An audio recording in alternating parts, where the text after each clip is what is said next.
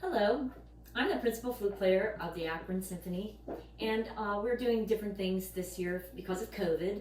And so we decided we could do different things like link ups and tutorials. And this is a tutorial for the young flute player on articulating, which is really hard for us, especially as you get in the low register. So when you're playing and practicing, it's really important to warm up because the muscles of your mouth are very fine motor muscles and they need a lot of work to get them to be ready to play. And if you can liken them to a runner or an athlete, they do a lot of preparation prior to a race to get ready to do, say, a marathon. So we're going to do a little bit about like long tones, which I'm not going to do the entire exercise, but you would want to use a tuner and you would like put it on your stand and try to hold the needle as still as possible, or if it's one that oscillates, you try to get it in the middle and hold it. And it's a very difficult exercise, but when you do it, you play it loud the first time and soft the second. And the reason for that is because when we play loud, the tendency for us is to go sharp.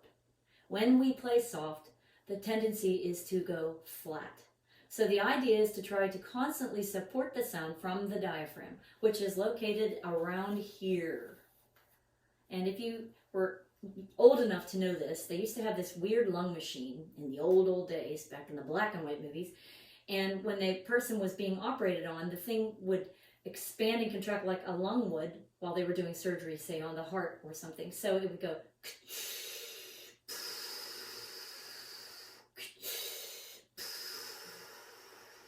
And what's that doing? It's actually imitating what the lungs do. You're inhaling and you're expanding, and that diaphragm muscle goes down. And when you exhale, the diaphragm is pushing the air back up and out of your lungs, which is really hard because most people only use about a quarter of their lung capacity, which is not very much. So when you're doing your long tones, just for example, you would start on a B natural and then go all the way to the lowest note, which I am not going to do. So I'll example it maybe for 3 or 4 notes.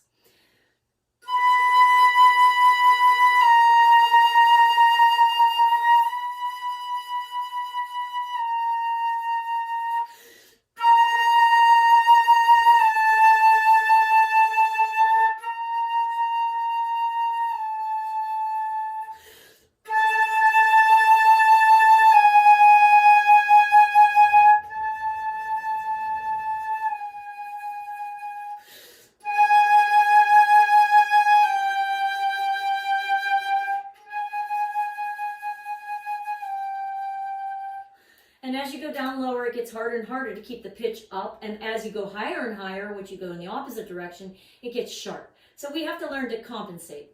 And as you go down, in music especially, we usually have to make what we call a crescendo of compensation, because as you get lower, the instrument's longer, it's harder to make a big sound, and it'll get weak, which is a very common problem with young flute players. Now, talking about articulation, when we articulate, we use our tongue, but we also use our diaphragm.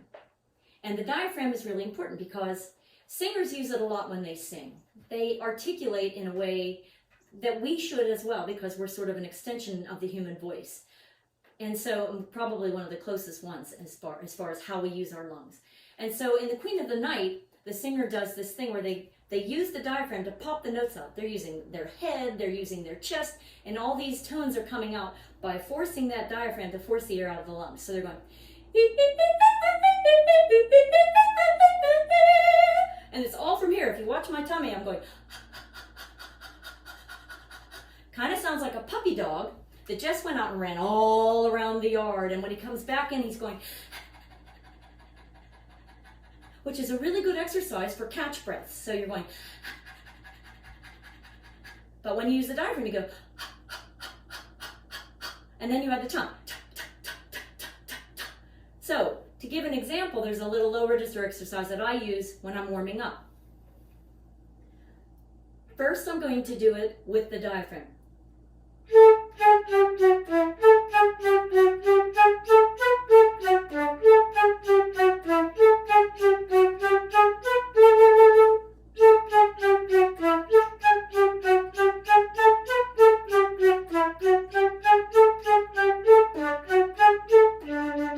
It's not going to sound pretty. You're not using the tongue at all on the first try. The second try is to try and do a K sound, because this is also good for double tonguing. We'll do all three things. We'll do ha, ta, and ka. But I'm going to do ka first, because ka is really difficult to do. Or g, whichever works better for you.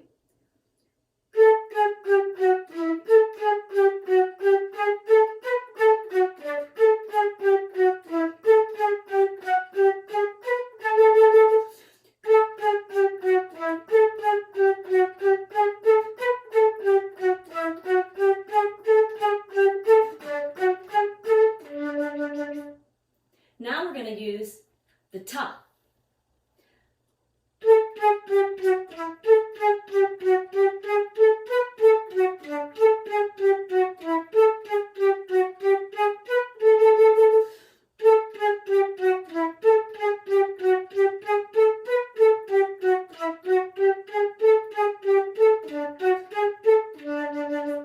One really important thing when you're doing low register, double tonguing, or anything like that is that you want to keep the corners of your mouth sort of tight and kind of down, and always sort of play in the low register no matter what part of the instrument you're on. If you support from the low register, you'll have more sound and more depth from top to bottom.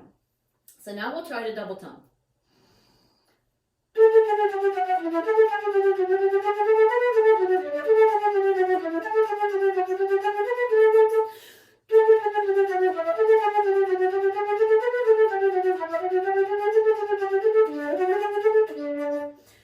Now, that wasn't probably perfect, but it's okay. It's practice, and this is what we're doing. We're practicing. So now we're going to approach this as a part of an etude. And I have a colleague here who's going to play a duet with me. This is an Anderson etude from Opus 15, number 12, and it's in a horrible, horrible key. It's in the key of G sharp minor.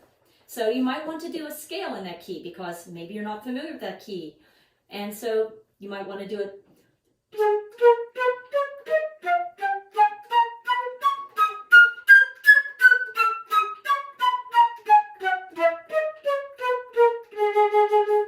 You might want to slow it.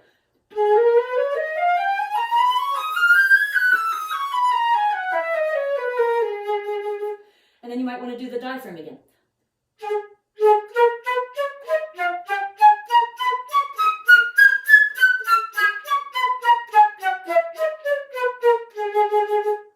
And then you could use a Reicher or a Tafanogo bear exercise, but really get familiar with the key.